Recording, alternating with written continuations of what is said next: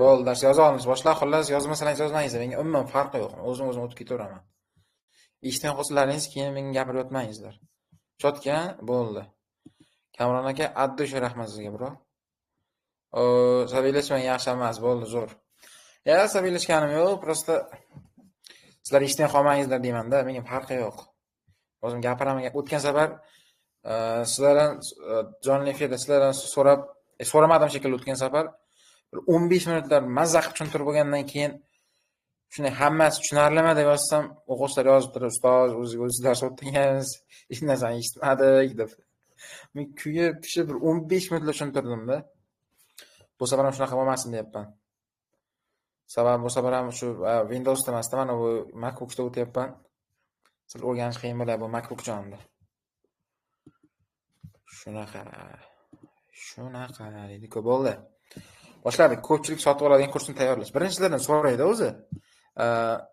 Yaramas. Tur joyingiz. Hop. Qanaqa deymiz? Kurs sotmoqchisizlar deymiz. Sizlar. Yozingizlar-da, sizlar onlayningizdan kelgan holatda tuzaman hozir. Qanaqa kurs sotishni xohlayapsizlar o'zi onlayningizda, kanallaringizda, bloklaringizda, umuman olganda. Menga yozingizlar, men hozir sizlarga chotka bittani beraman. Roadmap. Yo'l xaritasi deydi o'zbekchasiga. Yo'l xaritasi tuzib beraman hozir. U kursni qanday tayyorlash, qayerda nima qilish. Bir taxminan bir yarim soat ichida chotka qilib tushuntirib qo'yaman hammalaringizga hozir. Deysizlar, shunaqa ham oson bo'ladimi deysizlar-da.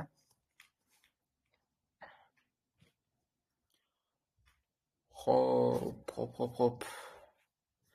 O'zi necha kishimiz? To'g'risini aytingizlar qani? 6 kishimiz. O'zimizni har doim o'zga ko'rib to'g'rimi? Mahliyo opachida, Munis opachida, Kamron akani 1-2 marta ko'rganman. Azamat aka har doim o'zimizni biladi. Adrian, bu brat yangi qo'shildi menimcha. Bo'ldi, zo'r. 6 kishi o'zimiz asosiy klublarda. Xo'p, o'qiymiz, qarangizlar. Qanaqa kurs ekan? Matematika kursi, English grammar, zo'r. Mahliyo opa. U keyin ko'ramiz kanalingizda. Sun'iy intellektga oid prompt yozish. Kamron aka, prompt engineering bo'yicha kurs qilmoqchimisiz deyman. Zo'r ketadi Kamron aka agar shu narsa bo'yicha ishlasangiz. Xo'p, ingliz tili universal bo'ladimi roadmap? Azamat aka, xullas, lubba kursga har qanday narsaga tushib ketadigan anani o'rgataman sizlarga. Faqat bitta ingliz tili, faqat matematika emas, umuman hammasiga. Darsga qo'shilganimda 6 ta idovalanishdan 90 ta bo'lib o'tdi darslaringizdan keyin Mahliyo opa zo'r chopki. Gap yo'q.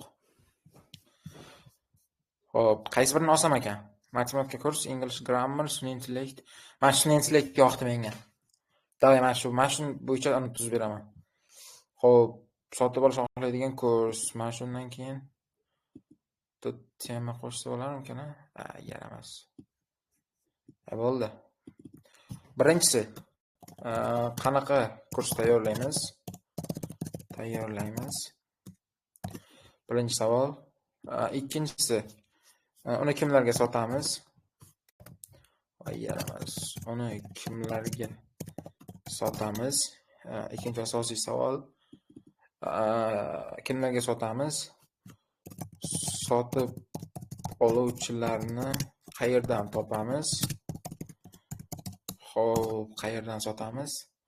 Keyingisi, qanday sotamiz? Xo'p, qanday sotamiz? Yana nima qoldi? Qanday sotamiz? Uni demaylik, kursni deylik. Kursni ko'pchilikka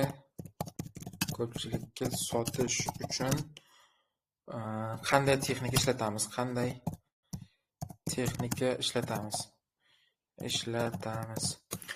Xullas, qarangizlar, men o'rgatayotgan narsa asosiy tovuq lidlarga sotish uchun-da, umuman sizlar tanimaydigan yangi odamlar bo'ladi-yu, misol uchun yangi obunachilar. Shularga qanday sotishni tushuntirib bermoqchiman sizlarga. Xo'p, ketdik. Qanday kurs tayyorlaymiz? Birinchi savol. Qanaqa kurs tayyorlaymiz? Batman qo'shamiz, bo'ldi. Ketdik. Sun'iy intellekt birinchi so'raydi. Mana shu sun'iy intellekt bo'yicha kurs tayyorlash tushuntirib bersam hamma rozimi? Xo'p, AI bo'yicha kursni deylik, AI misolida deymiz. AI misolida kursni qanday sotishni tushuntirsam. Rozimisizlar? Men hozir bu joyda mazax gapirsam, keyin siz yoqda turib so'kmasalaringiz bo'ldi, bu yaramas matematikani yo ingliz tilini tushuntirsa yaxshi edi deb. Hamma rozimi? Chunki men o'zimga yoqtiraman shu AI. Men o'zim ancha vaqtdan beri prompt engineering bo'yicha yaxshi kurs topolmay yurdim. Agar yaxshi kurs bo'lsangiz o'zim sotib olaman, lekin Kamron aka. Rozimisizlar o'zi? Zo'r bolalardan menga kerak. Universal mana o'zi savollar yozdim-ku. Azamat aka qarang, 5 ta savol yozdim. Mana shu savollarga javob berib chiqamiz, bo'ldi, tamom. Qolganlar ham yozsin, necha kishimiz? Hozir 7 ta o'zimizni har doimgani ular. O'zimizni bratanlar o'zga kuruk shida. Yangilar ham kam. Gulnoz opa har doimgi o'zimizni kuruk. Siz nima desangiz, bo'ldi, ketdik, boshladik bo'lmasa. Birinchisi, qanaqa kurs sotamiz? Sun'iy intellekt deymiz. Xo'p, sun'iy bu nima aytyapti bu? Yaramas. Sun'iy intellekt bo'yicha. Cho'ta. Sun'iy intellekt bo'yicha. Xo'p, buni kimlarga sotamiz? O'zi sun'iy intellekt sohasi kimlarga qiziq? Uni kimlarga sotamiz? Xo'p, birinchisi har qanday soha egalariga, birinchisi. Har qanday soha egalariga sotamiz. Har qanday soha egalariga nima uchun qiziq? Xo'p, demak, ishini osonlashtirish uchun, to'g'rimi? Ishini osonlashtirish uchun. Osonlashtirish va sifatli qilish uchun. Keyingisi, ikkinchisi, deylik, maktab o'quvchilariga. Gap yo'q. Sun'iy intellekt bo'yicha hozir yo'l-yurt o'rganib olganingizdan keyin Kamron aka bosadi soqqan ekan. Ikkinchisi, maktab o'quvchilariga. Ular nima qiladi? Deylik, uyga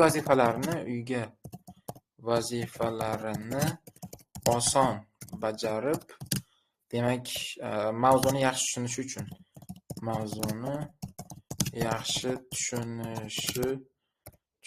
uchun. Mana, ketdik.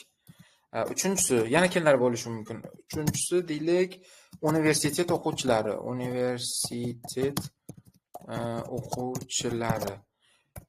Universitetda o'qimayman-da, o'zi universitetda o'qiydiganlar nima problema bor? Yozingizlar-da. O'zi universitetda o'qiydiganlar qanaqa problema bor? Xo'sh,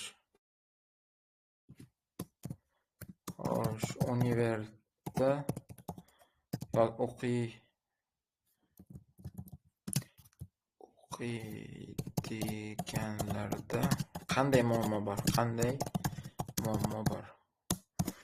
Yozingizlarda, o'zi universitetda o'qiydiganlarda qanaqa problema bor? Shuni yozingizlar, shu problemani hal qiladi-da. Agar xullas ChatGPT bilan hal qilsa bo'ladigan qanaqa problema bor?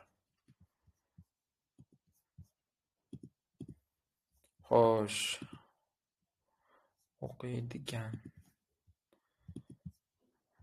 universitetda o'qiydiganlar bormi? Hamma o'zimizga o'xshagan anani matrisadan qochadigan odamlarmi deyman yoki? Dissertatsiya yozishga kerak, yana kurs ishi.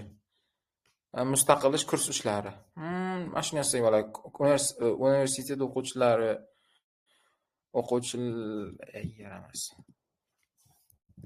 o'quvchilariga deymiz. Kurs ishi va dissertatsiya dedilaringizmi? Kurs ishi va dissertatsiya deylik. Dissertatsiya yozish uchun. Yana kimlar bor? Xo'sh, maktab o'quvchisi, har qanday sohasi egasi dedik. Xo'p, biz hozir boshlanishiga qarangizlar. Men boya o'zimizni teacher training campdagi ba'zi o'quvchilarga aytdim. Biror bir sohada deylik ko'p pul topmoqchi bo'lsalaringiz, qarangizlar. Endi ozgina unga nazariyaga o'tamiz, yozishdan tashqari. Deylik, siz IELTS o'qituvchisi bo'lsangiz, ingliz tili misolida aytaman, chunki o'qituvchilik sohasi yaqin menga. Umumiy IELTS kurs sotganingizdan ko'ra, deylik, aynan biror bir kichkina IELTS kichik bo'lagi uchun kurs sotganingiz yaxshiroq sizga. Aynan nimaga? Misol uchun deylik, full IELTSdan dars bergandan ko'ra, deylik faqat speaking bo'yicha ixtisoslashsangiz siz shunchalik ko'proq daromad topasiz. Ya'ni deylik, umumiy IELTS sohasida hammada deylik listeningda muammo bo'lmasligi mumkin. Aynan readingda muammo bo'lmasligi mumkin. Aynan speakingda lekin ko'pchilikda muammo bor. Biror bir sohani tanlaysiz, deylik IELTS sohasi bo'ladimi, ECT sohasi bo'ladimi yoki sun'iy intellekt sohasi bo'ladimi? O'sha sohada hozir ishlaydigan odamlarda eng katta problema qaysi yo'nalishda? Aynan deylik sun'iy intellektni qilmoqchi bo'lganlarda. Misol uchun hozir bizlar aynan universitet o'quvchilari uchun yoki aynan faqat maktab o'quvchilari uchun sotishimiz mumkin. Yoki dasturchilar uchun. Endi odamni ko'rdim, dasturchilarni sun'iy intellekt orqali sun'iy intellekt o'rganib, dasturlashni tezroq o'rgansa bo'ladi deb o'rgatadigan odamni ko'rdim. Yoki aynan o'qituvchilarga o'rgatadigani bor. Yoki qanaqa? Xullas sun'iy intellektni o'rgatisham, mana shu prompt engineering deydi bu narsani.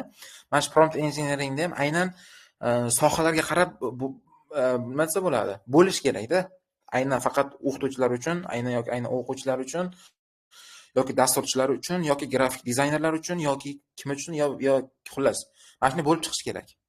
Men hozir umumiy sohalar yozib ketyapman, lekin shuning ichidan aynan bittasini tanlab olishlaringiz kerak-da. Kamron aka, bu aynan sizga tegishli ko'proq prompt engineering bo'yicha anaqa dedingiz. Keyin men hozir umumiy yozib ketaman, 4-5 ta target audience-ni, shundan eng yaxshisini tanlaymiz.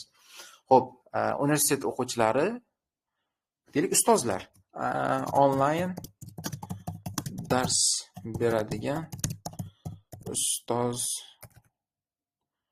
ustozlarga. Aynan nima uchun? Darsini osonroq va tezroq tushuntirish uchun deymiz. Tushuntirish uchun. Mana target audience-ni yozib oldik. Keyingisi, sotuv oluvchilarni qayerdan topamiz? Zo'r savol. Agar umuman obunachingiz bo'lmasa, agar obunachingiz bo'ladigan bo'lsa, yozaydi. Avvalo, o'zingizning kanalingizdan, kanalingizdan. Keyingisi, agar kanalingiz bo'lmasa nima qilasiz? Telegramdan. Telegramdagi sohangizga yaqin kanallardan. Cho'ta nimadir neto ketyapti mendan. Uxlamaganim bilinyapti shekilli. Kanalingiz sohangizga yaqin kanalingizdan, Telegramdagi sohangizga yaqin kanallarga reklama berish orqali, deylik, mana sun'iy intellektni aynan o'qituvchilarga o'rgatmoqchi bo'lib qolsangiz, kurs ochmoqchi bo'lsangiz, Telegramda izlaysiz. O'qituvchilar, o'zi asosiy o'qituvchilar qayerda jamlangan. O'sha kanalda izlab chiqib, aynan o'sha kanalda reklama bersangiz bo'ladi. Bu aynan sizlarga maslahat, kanallarni analiz qilish uchun kuchukcha tagi Startbot degani bor. Shu orqali qidirib topsangiz bo'ladi. Telegramdagi deyarli hamma kanallar shu joyda ro'yxatdan o'tgan. Keyingisi, uchinchisi target orqali. Xullas, va meta degani bor. Yaramas. Bizlarda o'zbek yoshlarini, umuman o'zbeklarning miyasini chiritadigan bir bespontoy kompaniya bor-ku. Target, meta, xullas, Instagram, Facebook, sada bunaqasi bo'ladi menimcha. Facebook, yana nima bor? Shu Instagram, Facebook. Undan keyin uchinchisi deylik, 4 ekan o'zi. 4-inchisi blogerlardan reklama. 5-inchisi bor. 5-inchisi, xo'p, targetni ko'rdik, Telegram sohagizga kanallarni ko'rdik. Telegram Ads orqali. Telegram Ads nima degani? Xullas, aynan Telegramdan yaqinda qo'shildi bu narsa. Telegramda bilsalaringizmi, kanaldan o'sib turadi-yu, hozir men sizga ko'rsataman. Xo'sh. Menda aytgancha premium bor-ku, menda reklama chiqmaydi aytgancha. Kanalga kirganlaringizda pastda reklama chiqib qoladi-ku. Buni tayyor kanalning eng pastki anaqasida. O'sha yerga reklama berishni aytyapman sizlarga. Telegram Ads deb. Xullas bu Telegram Ads'ni ishlatish uchun eng kamida 500 yevro edi. Men dollar yozib qo'yaman. 500 dollar kerak. 500 yevro kerak. Men ham reklama bermoqchi edim shunda. 500 yevro solinish kerak ekan eng kamida, lekin u pulni qaytarib olib bo'lmaydi ekan. Shu 500 yevroni faqat reklamaga tikishingiz kerak. Shu Telegram Ads orqali. Keyingisi qanday sotamiz? Har xil anaqa bor. Qanday sotamiz? Birinchisi. Xo'p, eng zo'r ishlaydigan narsa webinar orqali sotish mumkin. 3 kunlik webinar hozir bo'lyapti-ku, hamma o'zi 3 kunlik webinarga o'tib ketgan-ku, 3 kunlik. 3 kunlik webinar qanday bo'ladi deyilsa, 3 kunlik. Birinchi kuni faqat foydali ma'lumot, ikkinchi uchinchi kunlari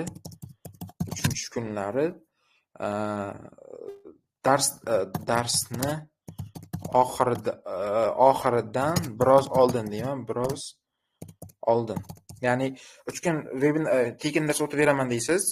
Deylik, shu sun'iy intellektni o'qituvchilarga qanday o'rgatish bo'yicha 3 kunlik jonli dars o'tib bermoqchiman deb o'qituvchilarni yig'asiz. Birinchi kuni faqat foydali kontent berasiz yoki birinchi, ikkinchi kunlari, uchinchi kuni soat o'qisangiz bo'ladi.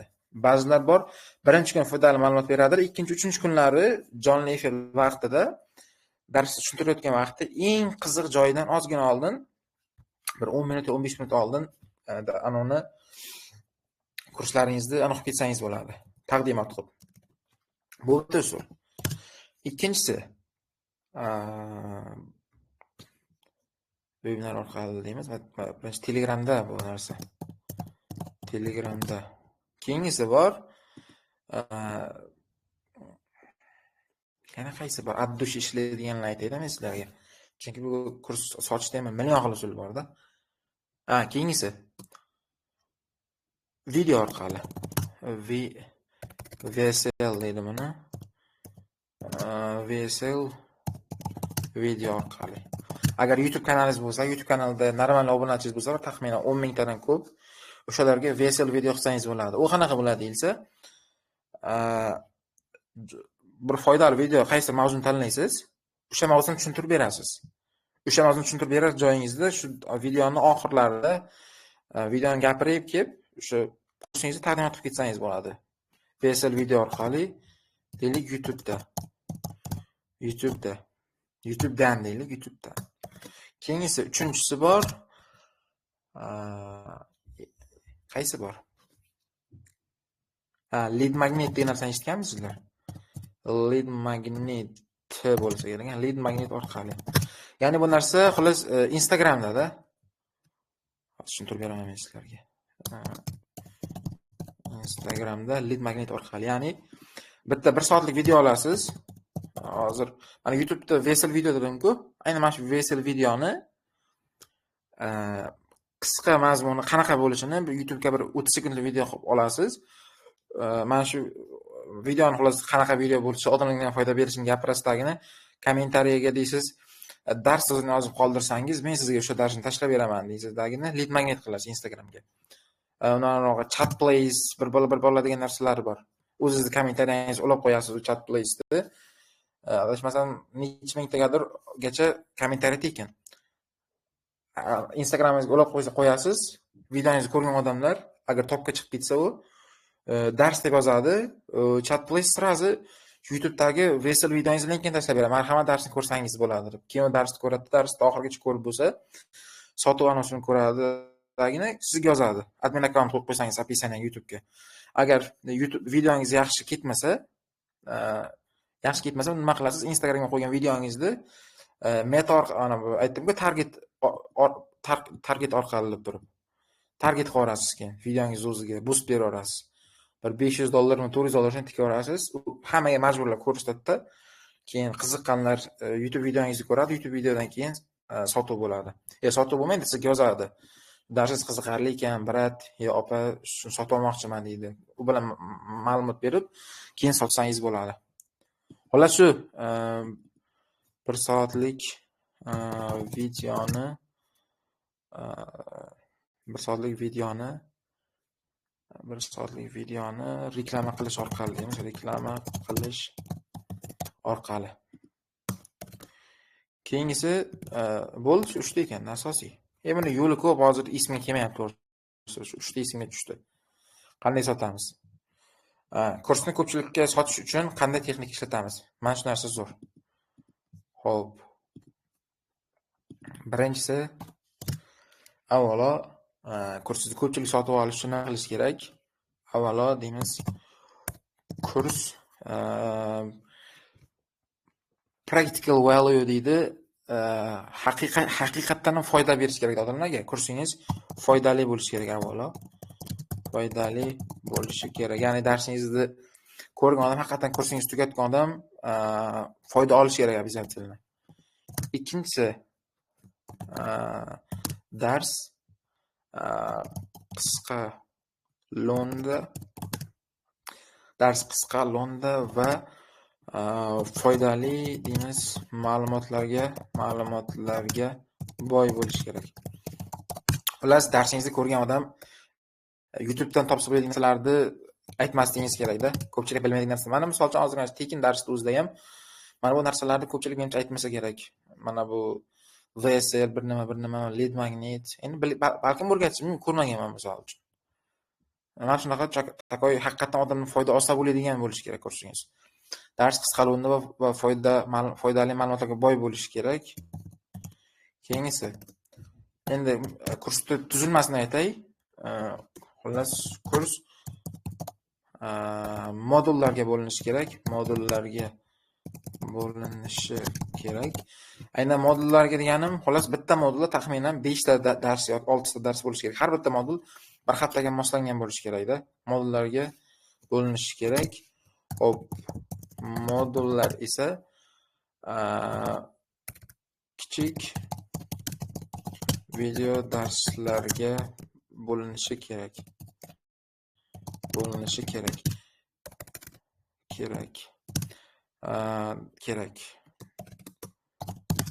Har bir modul 5-6 ta darsdan iborat bo'lishi kerak.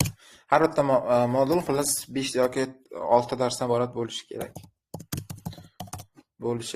kerak. Keyingisi, kursni prezentatsiya qilar vaqtingiz, qarang, 3-4-si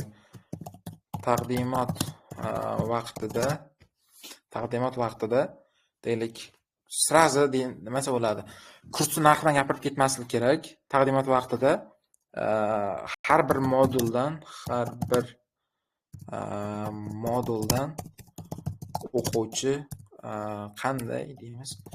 qanday natija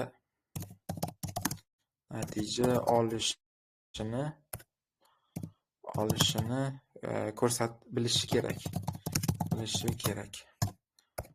Xo'p, nuqta. Endi mana shu gapga chuqurroq kirishaman, qarangizlar. Mana bu yuqoridagi analarga gaplashdik sizlar bilan. Deylik, qanaqa kurs tayyorlaymiz, kimlarga sotamiz, sotib oluvchilarni qayerdan topamiz, qanday sotamiz, bu usullarni ko'rib chiqdik. Aynan hozir men kursni nima desa bo'ladi? Taqdimot joyiga to'xtalaman ko'proq. Taqdimot qismida, taqdimot qanaqa bo'lishi kerak? Men nima desa bo'ladi?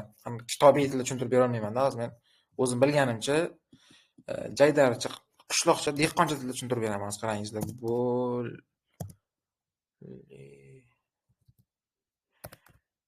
nima bo'lyapti? Bo'lishi kerak, ha. Taqdimotingiz boshlandi. Birinchi moduldan qanaqa natija olishni bilish kerak o'quvchi. Birinchi moduldan qanaqa natija olishni bilgandan keyin shu modul ichida qanaqa darslar bo'lishini gapirishingiz kerak, ikkinchi. Undan keyin ikkinchi moduldan qanaqa natija olishi, o'sha natijaga olish uchun qanaqa darslar kerakligi. Tushundingizmi? Birinchi natijani gapirasiz. Natijadan keyin nima dars bo'lishi.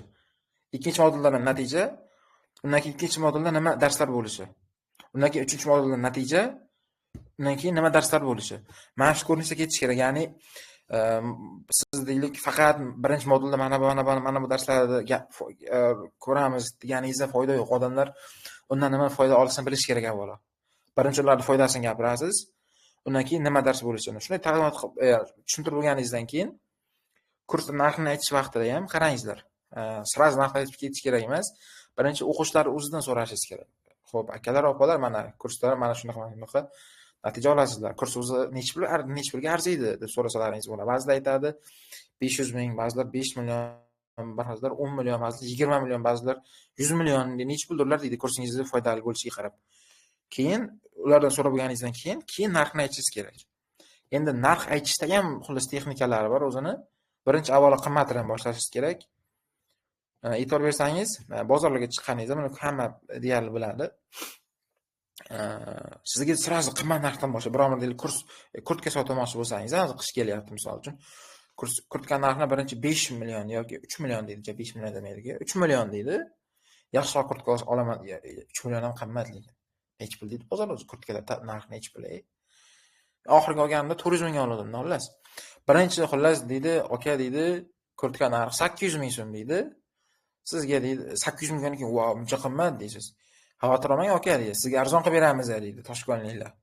800 mingdan sizlarga 600 ming qilib beraman deydi. Yo qimmat deysiz. Ha bo'pti aka 550 ming bering deydi. Yo baribir qimmat. Men 550 olaolmayman. Ha bo'pti aka qo'ymadingiz 500 ming bering deydi. Qarang, narx aytishni qarang. 800 mingdan boshladi. 600 ga tushdi. 600 ga tushgandan keyin 550 dedi. Bu oxiri 500 ga tushirdi. O'zi kurtka narxi 500 ming. Lekin shu sotuvchilar biladiki, baribir hozir 500 ming desam, baribir bu yaramas va yana narxini tushiradi deb aytadi, qimmatroq aytadi. Tushunayapsizlar-a? O'zi eshityapsizlarmi? Men o'zim gapirmayapmanmish qilib. Ha, bo'ldi, eshitilyapti ekan, demak. Xullas ana shunaqa narx aytish jarayonida ham o'z kurs narxi 3 million bo'ladigan bo'lsa, kurs narxini 5 million deysiz yoki 4 million deysiz. Lekin skidka qilib beraman deysiz. Chunki odamga biror narsani, biror kursni 100 ming desangiz qimmat tuyuladi boshida. Chunki odamning psixologiyasi shunaqa, har doim arzon narxda ko'p narsa olish, kam to'lab ko'p narsa xohlaydi odamlar. Ko'p natija olishni xohlaydi. Misol uchun, oddiy bozorda savdo qilayotgan vaqtingizda e'tibor bersangiz, kartoshka olyapsiz, misol. Agar shunaqa bo'lgan bo'lsa, aytasizlar, komment yozasizlar. 3 kilo kartoshka olmoqchisiz, 10 mingdan bo'lsa 30 ming bo'ladi, to'g'rimi? Kartoshkani solib beradida boyagi opa taroziga qo'ysa 3 kilo 200 bo'lib qoladi. Bo'ldi, qolaversin deysizlar, to'g'rimi? Qolaversa mana 30 ming rozi bo'ling deysizlar. O'zi 200 gram hech narsa emas, lekin odamning psixologiyasi shunaqaki, kam to'lab ko'p olish xohlaydi. Ya'ni 30 mingga 3 kilo emas, 3 kilo 200 gram kartoshka olish xohlaydi. Shunaqa holat sizlarda bo'lganmi? Shunaqa holat sizda bo'lganmi? Faqat rostini yozingizlar. Yo, men korzinkadan olaman, havasdan olaman, yana nimadirlar demangizlar. Katta ehtimol bilan ko'pchilik bozorga chiqqan. Shunaqa holat обязательно kuzatiladi. Aniq yurakdan bosib qo'ysalaringiz ham bo'ladi. Agar haqiqatdan shunaqa bo'lgan bo'lsa. Meni o'zimda emendan bo'lgan. Deylik, qanaqadir narsa olmoqchi bo'lsam, shu 3 kilo bo'ladimi yo 4 kilo olmoqchi bo'lsam, misol 4 kilo 200 bo'lsa, qolaversa, olmang shu narsani sizlar emas. Sizdan ketibdi-ku aka deyman men. Toshkentning yo'q o'zimdan. Shunaqa bo'lganmi? Bonus qismini qilish kerak. Ana shunaqa. Kamronga to'g'ri aytdingiz, bro. Shunaqa. Odamning psixologiyasi shuda. Keyin taqdimot vaqtida har bitta modulni o'quvchi natija olishini bilish kerak. Narxda ham tushunmoqlaringiz, a? Xo'p, yana nima qoldi? Eng muhim joyini yozaylik. Eng muhim joyi 5-inchisi. Eng muhimi sotuvni bilish kerak. Sotuvni bilish kerak. Eng muhimi sotuvni bilishingiz kerak. Agar sotuvni bilmasalaringiz, sotuv psixologiyasini bilmasalaringiz, bu narsalar bir tiyin. Xo'p, sotuvni bilishingiz kerak. Sotuvni va deydi. Va sotuv psixologiya bo'ladimi? Psixologiya bo'ladimi?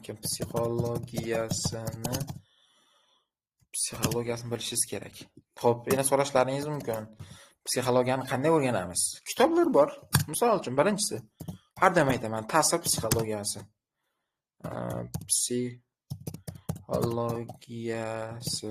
Birinchisi, Robert Cialdini biratniki bor. Ikkinchisi, sotuv san'ati. Sotuv san'ati. Grant Cardonniki. Juda tinta kitob mana shu. Grant Cardone. Cardon. Robert Cialdini ana birat. Robert Cialdini. Cialdini degan biratdik. Keyingisi, yana qaysi kitoblar o'qidim men? Hozir ta'sir psixologiyasi. Uchinchi kitob, ingliz tilini bilsalaringiz, Sell Like a Crazy degan kitob bor. O'sha jinni kitob, Sabri Subiniki. Sabri Subi. Xullas, sotuv bo'yicha eng ashaddiy yanonlardan, sotuvchilardan. Sabri Subi. Keyingisi.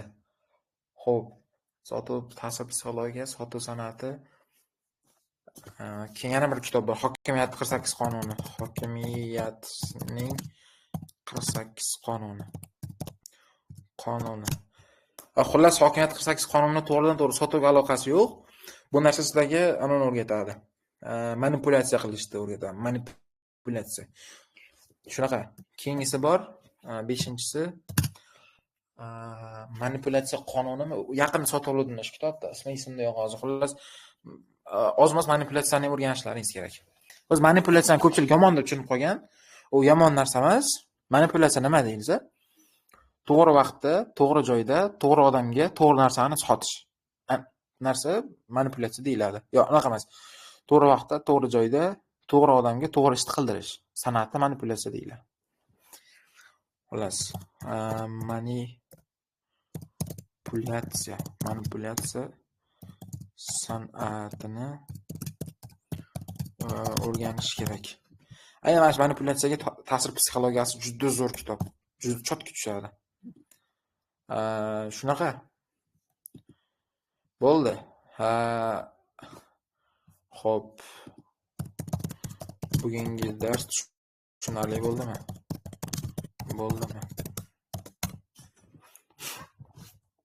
Yodingizlarchi, qanday bo'ldi o'z dars? Chotki tushuntirib berdimmi? Darsni zapsini yoqmadimmi deymanda. Yoqib qo'ydimmikan? Ketyapti zapsi zo'r. Tushunarli bo'ldimi? O'zi yozingizlarchi. Lekin jinnicha narsalar o'rganyapmiz bugun Marko. Xo'sh. Bo'ldi. Bu narsani takoy. Screenshot qilib berayman sizlarga. Dars ko'rib yozasizlar keyin. Chotki zo'r. Faqat menda bir savol bor. Yalang'och iqtisodiyot haqida nima deysiz? Azamat aka kitobni o'qimaganman. To'g'risi bir anada kutubxonada ko'rdim. Juda katta vahimali kitob ekan, uni o'qimadim. Blue Ocean Strategy ham bor edi. Agar o'qigan bo'lsangiz, Grant Cardone kitobi zo'r edi, lekin Blue Ocean Strategy-da men o'qiganman, lekin unchalik o'qimagan ekanman, nima deydi? E'tibor bilan o'qimaganman, o'qib chiqqanman lekin, esimda. Grant Cardone anaku, nima deydi? Amerikadagi sotuv otalaridan bittasi, Grant Cardone birat. Zo'r bo'ldi. Xo'p. Hamma shunda, o'zi necha kishimiz? 9 kishi bo'lsak, 9 ta kommentariya bo'lishi kerak shunda. 1 2 3 4 5 6 3 4 5 6 7 ta. Qolganlar tushunmadimi? Yana bir 2 kishi, o'zimdan tashqari yana bir kishi yozish kerak. Neyse. Xo'p, Hadicha Bonu Mirza Jamshidovna. O'zimni sotishdan oldin Telegramda auditoriyani jalb qilish uchun nima qilish kerak? Kimlarga sotamiz degan usuldan foydalanamizmi? Bu uchun ham yana reklama qilish kabi.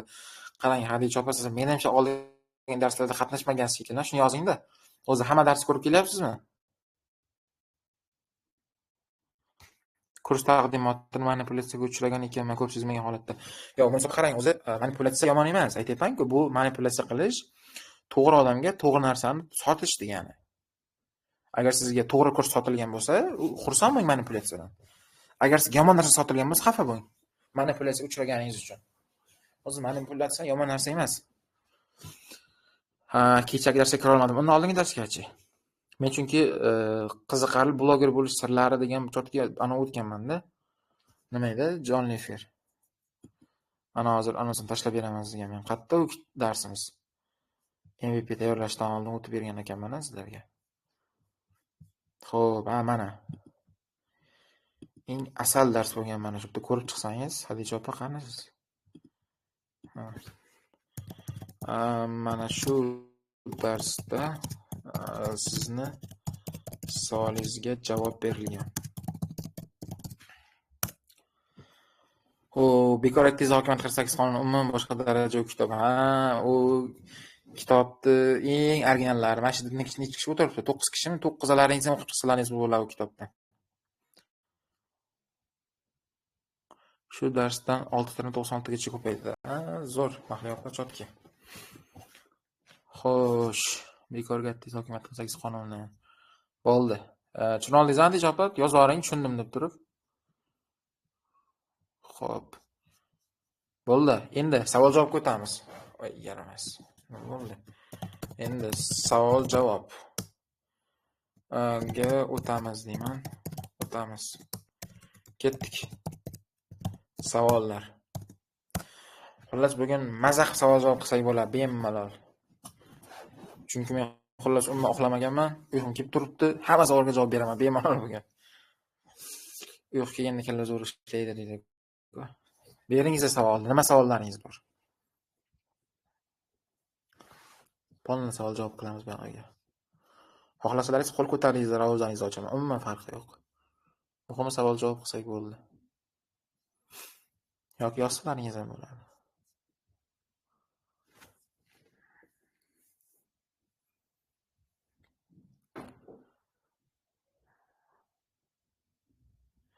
Shu joyda men ovozim sizga kechikib boryapti shekilli. Ana yozib bo'lganimdan keyin oradan bir 3,5 soat o'tgandan keyin yozyapsizlar-da, qandaydir. Ovozim kechikib boryaptimi sizlarga? Shuni yozingizlar-da. Xo'sh, ovozim kech yetib boryaptimi? Yetib boryaptimi? Yozingizlar-da ovozim. Men xuddi o'zim gapirgandek bo'lyapman-da. Sizlarga gapirib bo'lyapman, hech kim yozmayapti. Deyapman, nima bo'lyapti bu yerda deb ikkilanib qolyapman qandaydir.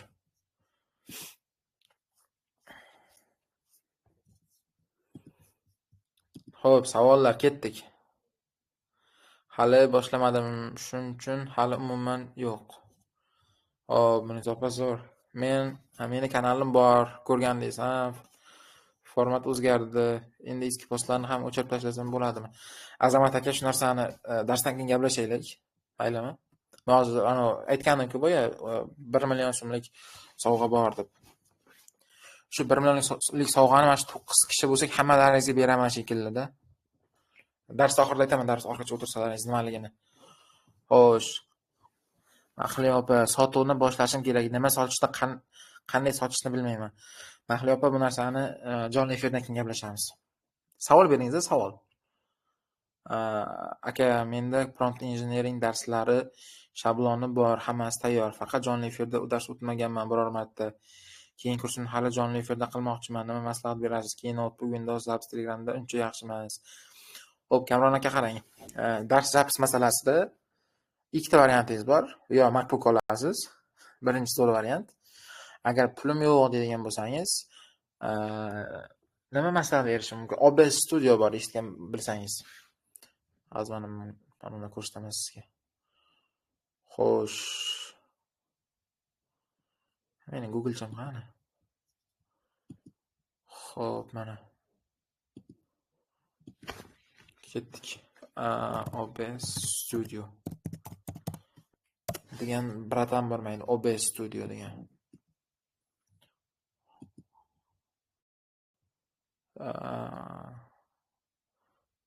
Сохранить ссылка. Mana shu. Kamron aka, sizga brat, mana shu narsa yaramas. Xo'p.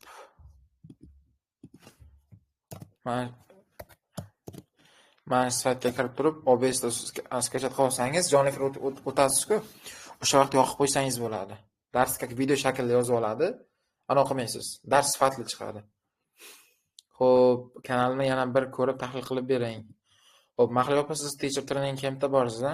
Darsdan keyin gaplashamiz bu narsani. OBS juda sifatli bo'ladi. Shunaqa. Men ikkinchi sotuvimda organik usul qildim. 500 ta obunachini no'ishda sotdim, deyarli 1 million daromad. Reklamaga nol ajratganman. Marketing usul anchoring va ishtirok qilgan. Marketing usul anchoring. Juda to'g'ri yozmayapsiz-da, Kamron aka, men tushunmayapman yozganingizni. 3 tariflik bo'lgan va qolganini bilasiz. Chaldini usullari. Bu safar reklamaga pul sarflash xalqda o'ylayapti, nima deysiz? Bu reklamaga pul sarflash kerak, lekin to'g'ri vaqtda tepadan pastga aytish narxni. Zo'r, chotki. Reklama masalasida qarang Kamron aka. Buni ham alohida o'zini usullari bor. To'g'ri joyda, to'g'ri vaqtda, to'g'ri reklama bersangiz yaxshi ketadi. Qarangizlar. Normal savol bersalaringiz bo'lmaydi. Bugungi narsa bo'yicha, bugungi mavzuyimiz, qarangizlar o'zi. Ko'pchilik sotib olish xohlaydigan kurs tayyorlash bo'yicha-da, shu bo'yicha savol beringizlar. Umuman boshqa narsaga o'tib ketdik, borku. Mana savol javob degan anonsiga yozingizlar-da. Yoki ovozlaringizdan o'qing, aytingizlar, ochay ovozlaringizni, shunda gapiringizlar, lekin juda savollar bo'lmayapti, qanday bir qiziqarli savollar bo'lmayapti. Bu qiziqarli savol yo'qligi yo dars yaxshi tushunmadilaringiz, yo hamma narsani zo'r tushundilaringiz, qaysi biri? Qaytadan sifatli deyman. Savollar beramiz.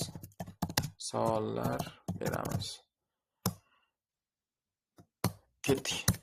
Bugungi darsga oid savol beringizlar-da. Sifatli savollar beramiz. Shuni yozib qo'ymayapman qaytadan. Bugungi darsga oid. Bugungi darsga oid. Ketdik. Qaytadan. Mana bu narsalarda keyin o'zimizda o'qituvchilarimiz bor-ku, Teacher Training Camp. O'shanga tashlab beraman, lekin sizlarga emas. Yana zo'r narsalar ketdi, lekin qarangizlar.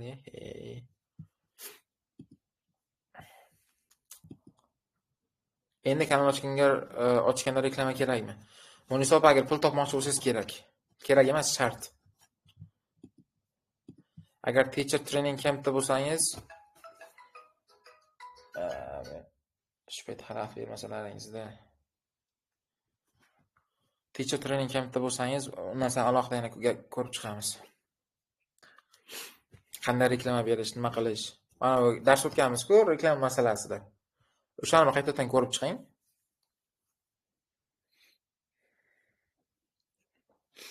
Yana savollar, kimda bor savol? Xo'sh, 3-4 postdan keyin kerak. Xo'p, yana savol. Telegram Ads'ga pul sarflashdan ko'ra Instagramga reklamaga sarflagan yaxshiroqmi? Demoqchi bo'lganim, Instagramdan auditoriya yig'ish osonroqmi Telegramga nisbatan? Endi bilmayman, Hadish opa, bu narsani tekshirib ko'rish kerak. Telegramga berib ko'ring, Telegramdan keyin Instagramga berib ko'ring. Farqini kim bila olasiz? Men hozir qaysi birini yaxshi, qaysi birini yomon deya olmayman. Demak, Telegramda o'qidim, yopiq kanalga o'tkazib sotuv qilish uchun asosiy kanalni o'ziga qanday progress qilsa bo'ladi? Xo'p, Naziraxon opa, menimcha progress bo'yicha darsimiz bor. Ertaga menimcha hozir ko'rib beraydi. Xo'sh. Bizda darsimiz qayerga ketdi? Dars planimiz. Kakras ertaga progress va sotuvlarni oshirish haqida gaplashamiz. O'sha payt tushuntirib beraman progressni, maylimi? Bugun progress bo'yicha gaplashmaylik. Reklama berib yoqqanlarga o'tkazsa bo'ladimi? Xohlang, qarang opa. Xohlang reklamani yopiq kanalda qilib, reklamani qarang, tilim aylanmay qolyapti. Reklama qilayotgan vaqtingiz hammani yopiq kanalga yig'ib, o'sha yerda sotib o'qisangiz bo'ladi. Shu yerda progress qilib, xohlamasangiz o'zingizda alohida kanalingiz bo'ladigan bo'lsa, eng yaxshi variant o'zingiz kanalingizda qilish, o'zingiz auditoriyangizga. Rasulbek aka, Telegram Ads'ni qanday yoqishni umuman bilmadim lekin. Telegramni o'rgansangiz bo'ladi, Telegram, YouTube'da o'rgansangiz bo'ladi-ku, janob, qiyin narsa emas. Anaqasi problemada uni Telegram tekshirib berishi. Nima deydi? Qo'lasi verifikatsiya qilish juda problema haqiqatan ham. Ko'pchilik qilmayapti, verifikatsiyadan o'tkazmayapti. U yog'ini to'g'rilab, bu yog'ini to'g'rilab, jonga tegadi. Xo'sh. Shu kanalni tahlil qilib bera olasiz, Naziroxon Mirzaliyeva. Xo'sh. Ilhom Begimqulov. Rasmiy kanal Businessman Investor Akademiya asoschisi. Xo'sh, mana o'tirib ko'rib chiqish kerak-da. Bu kishini lekin cho'ta anada ko'rganman shekilli, YouTube'dami yo qayerdadir ko'rganman-da, cho'ta eslayapman lekin. Ilhom Begimqulov. Xo'sh, millionerlarning 5 ta oltin odati. Bu kishi investor deyilganmi? Real Business Academy asoschisi, Instagram, Businessman Investor. Zo'r. Kanal anada kreditlar yuritilar ekan. Bilmadim endi bu kanalda SMM'ga qanaqa yuritadi, nima qiladi. Men nima desa bo'ladi? Kamchilik, o'zi hamma joyda kamchilik bor. Hali kamchilik aytavergan bilan bilmadim lekin. Tim bo'li investor odamning kanali yuritilyapti, lekin kamchilik topsak bo'lmas menimcha. Men aytmayman lekin kanal kamchiligini.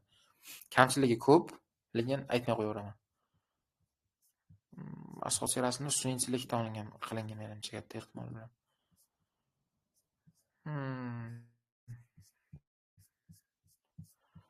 Zo'r. Kanalda kamchilik bor. Keyin o'zingizga aytishim mumkin lekin. Naziron opa. Bo'lgani uchun qayerdan auditoriya olib kirishni bilmadim bu kanalga, biznes ko'yib bo'lgani uchun. Nazira opa, qarang, iloji bo'lsa bunday qilaylik-da. Sizni birinchi marta ko'rib turibman. Men o'zimni akkauntimga yozing. Darsdan keyin o'rgataman, maylimi sizga. Bu juda chuqur temada. Temoli biznesmenlarga oid eng zo'r variant, siz o'rningizda nima qilardim? Hozir Instagram yuritadigan eng zo'r biznesmenlar bor-ku. Nima edi? Instagramda qiladigan, blog yuritadigan. O'shalarni kommentariyasiga kirib, biznesga oid savol berganlar bilan o'shalar savoliga javob berib chiqardim, nechkasini olib turib. Eng zo'r variant ana shu. Manager blogging degan anom bor menda. Blogging. O'zim ko'raydim, men akkauntim ekan shu. Mana shu akkauntga yozib qo'ying, keyin anom qilamiz. Siz bu kanalda anosimiz nima edi? Adminimsiz, siz kim bo'lasiz o'zi? Bu kanalda admin bo'lsangiz, lekin bir 99 tala kamchilikni topib beraman sizga. Chunki investor deyilganda pul ko'p odamni tushunaman-da men. Investor odam cho'tka adminlarda ishga olish kerak. Agar siz admin bo'lsangiz, bu joyda yaxshi admin emas ekansiz. Hammani oldida aytib qo'yaymi? Takoy maqtani o'zimda zo'r ko'rsatishim kerak-ku, endi bilim davom qilib turib. Lekin yaxshi yuritilmayapti agar siz bo'lsangiz ham opa. Yaxshilab yuriting. Telegram asosiy qarangizlar. Hammaga bitta berib ketaydi. Haqiqiy Telegram kanal, zo'r Telegram kanal qanaqa bo'lishi kerak? Telegram blog deylik, kanal emas. Telegram blogingiz storytelling formatida bo'lishi kerak. Umumiy Telegram blogingiz. Xullas, sizda deylik, tug'ilganingizdan toki hozirgi holatingizgacha, kelajakdagi planlaringizni hammasi Telegramda cho'tka qilib yuritilayotgan bo'lishi kerak. Ana o'shandagina Telegram blog haqiqiy zo'r blog bo'ladi. Hozirgi eng zo'r anonlarni bir ko'rib chiqing, blogerlarni Telegramda ham, Instagramda ham, YouTube bir nima prilojenlarchidagi eng zo'r blogerlar ko'rsangiz, hammasi o'zini hayotini gapirib beradi. O'zini hayotini ko'rsatadi. O'zini hayoti haqida aniq beradi, kelajakka rejalari, yoshligi qanaqa o'tgan, nima bo'lgan, xullas shunaqada o'zi haqida gapirib beradi. Chunki hozirgi zamon mana shu bo'lyapti. Hozir nima deydi? Dars o'taymiz, yo'q hayotingni ko'rsat degan zamonga kelyapmiz. Mana unaqa darslar umuman ko'pchilikka qiziqmaydi. Hozir oddiy misol, hozir darsda misol uchun 13 kishi o'tiribmiz. qarangizlar. 13 kishi o'tiribdi. Telegram blog orqali daromad qilish bo'yicha bo'layotgan jonli efirda 30 kishi debman. 13 kishi o'tiribmiz. Temali pul topishga oid tema bo'lgani uchun yo men nimadir noto'g'ri qilyapman, bilimim yetmayapti, yoki prosta odamlarga qiziq emas bu narsa. Qiziq emas. Bundan ko'ra qiziqarli narsalari bor ularda. Hamma entertainmentga qiziqib ketgan, hamma deylik va bir tiyinga qimmatlanib Instagramga qiziqib ketgan. Nima desa bo'ladi? Iloji boricha qiziqarliroq bo'lishingiz kerak. Qiziqarli odam bo'lishingiz kerak. Qiziqarli odam bo'lish uchun o'zingizda hayotingizni qiziqarli qilib ko'rsatishingiz kerak. O'zingiz hayotingizni qiziqarli qilib ko'rsata olmayapsizmi, cho'tta ketdi nimadir neto. Lekin siz o'rningizga boshqalar egallaydi. Taxtni. Qo'pol aytganda. Xo'sh, menga eng zo'r Telegram kanal Rasulbek Mantilev, o'zimni maqtab ketay. O'zimizni maqtab ketaveraylik, o'zbekmiz-ku endi. O'ziga odatki o'zimizni maqtab ketish. Voy, men ana shunaqa Telegram blogerlarni yomon ko'rar ekanman. Nima keragi bor akademik so'zlik o'zi haqida aytib deb. Xadija opa, siz deylik bir 10 mingtadan bitta odamsiz, siz yomon ko'radigan.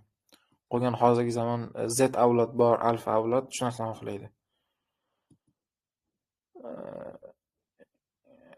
Nima shu uzr orada uzilib qoldi. Sizga yozishim kerakmi? Yechim nima berdingiz?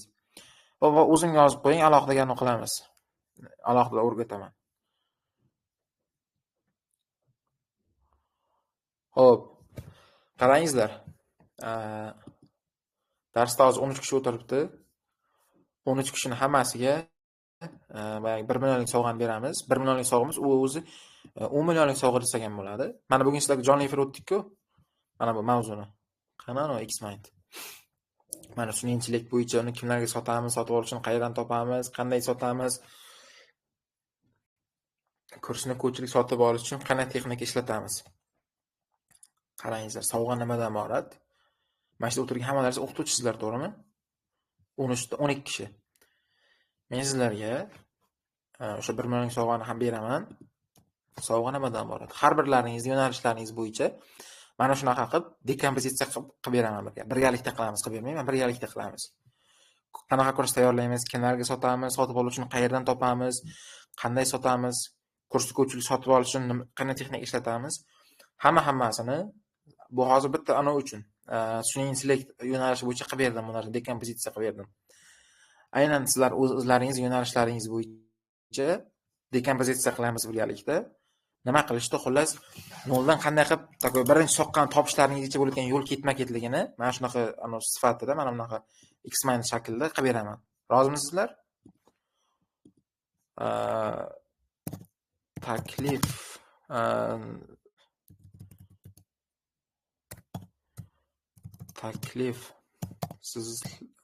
sizlarga yoqdimi? Mana hozir boshqa misol uchun Instagram ko'rmasdan yo boshqa YouTube'dagi bir million videosini ko'rmasdan, aynan mening darsimni ko'rayotganlaringiz uchun men sizlarga mana bitta bonus. Haqiqatan menimcha 1 millionga arziydimi? Taklif yoqdimi? Keyingi savol. Taklif 1 millionga arziydimi?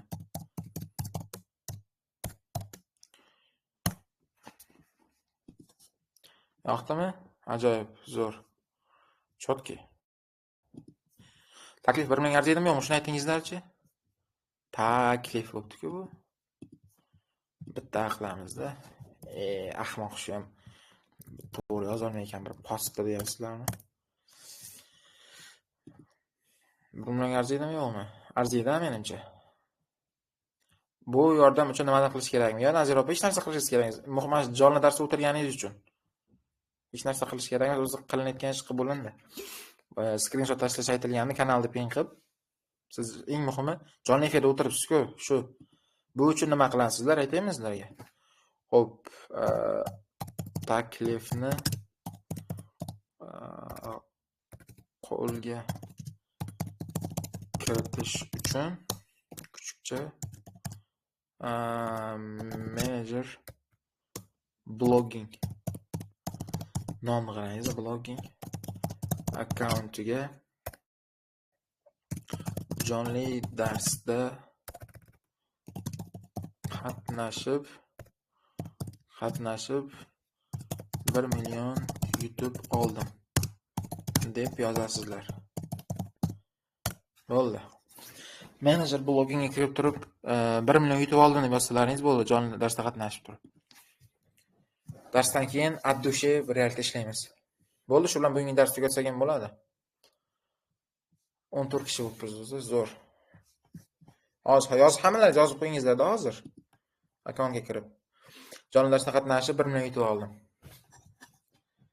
Keyin ertadan keyin aniq qilaman. Nima edi? Gaplashib chiqamiz. Chunki ertaga sotuv prograf bor. Prografni chotga tushuntirib bo'lganimdan keyin ertadan keyinmi?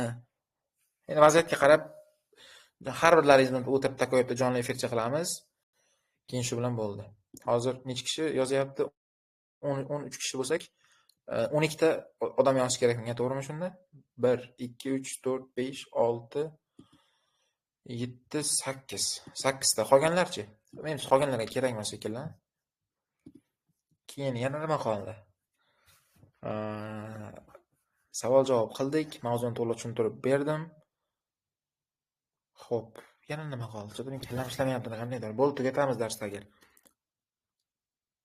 Yana nimadir qolib ketdi, sizlarga aytmaganim ekan. Menga 1 minut vaqt beringiz, men bitta o'ylab olayda. Chiqib ketmay turmangizlar. Nimadir qolib ketdi aytmagan sizlarga. Xo'p, Robert Chaldini'ni aytdim, sotuv. Kimlarga sotamiz tushuntirib berdim. Bo'ldi, men tushuntirib bo'pman. Qarangizlar, mana hozir jonli efir yangi obunachilarni ham ko'ryapman. Menimcha sizlar ko'p darslarni bir boshdan ko'rib kelmagansizlar. Sizlarga maslahat, darsda birinchi mavzudan boshlab ko'rib kelingizlar, maylimi? Chunki har bitta dars bir-biriga bog'liqda. Mana men hozir 6 ta dars tuzib chiqqan bo'lsam, qani yaramas 6 ta dars hozir. Mana 6 ta dars hammasi bir-biriga bog'liq bo'lgan darslarda.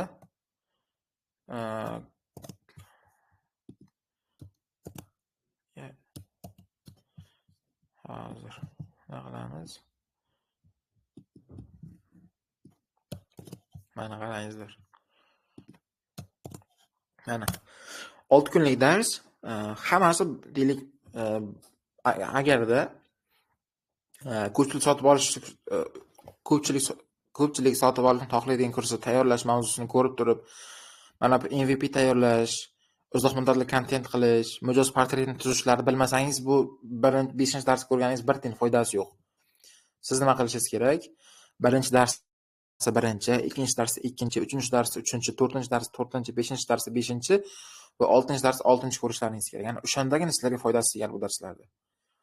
Agar deylik, hammasini bir boshdan ko'rib chiqmasangiz, bir tiyin foyda emas, ziyonda bo'lasizlar sizlar. Tushunarli? Iloji boricha maslahat, hammasini bir boshdan ko'rib kelingizlar.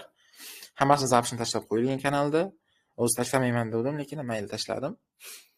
Ana o'shandagina hammalaringiz foyda olishni boshlasalaringiz bo'ladi. Mana bu taklif masalasida hamma yozib bo'ldi menimcha. Endi bu akkauntni o'chirib yuboraman. Bo'ldi. Hamma o'z dars vaqtida yozishga to'g'rimi? Keyin yozganlarni o'chirib yuboraman-da. Unaqa yolg'on gapirmangizlar deb. Shunaqa bir boshdan ko'rib kelingizlar darslarda. Bo'ldi shu bilan. Bugungi darsimiz tamom. Bugungi darsimiz tugadi. Bugungi dars haqida fikrlar deyman. Qarangizlar, mana shu postda yozaman. Iloji boricha bugungi darsda nima o'rganganlaringizni aniq yozingizlar-da. Faqat nima paxta qo'yadigan gaplar kerak emas. O'zi bugun aynan mana shu 1 soat vaqtingiz, qancha vaqtlaringizni oldim men? Mana shu vaqt davomida nima o'rgandilaringiz? 58 minutda men gaplashyapmiz. O'rgangan top 10 ta 5 ta narsangiz yozib, 5 ta narsalaringizni yozingizlarchi mana shu joyga. Haqiqatan ham ishlatsa bo'ladigan narsa o'rganyapsizlarmi o'zi yo vaqtni bekorga ketkazib o'tiribmizmi yo? Endi ko'rayda. Xullas, hammalaringiz yozib qo'yingizlar. Mana shu darsda necha kishi o'tiribdi? 11 kishimi? Mendan tashqari 10 ta odam, 10 hammalaringizdan kutaman xullas. Yo обязательно yozib qoldiringizlar. Keyin darsga kirmaganlarni bir ichini kuydirayotgan bironta gap yozib qo'yishlaringiz ham bo'ladi. Ularni azoblash uchun. Xullas, shunaqa dars tugatamiz bo'lmasa, darsga fikrlar yozib qoldiringizlar.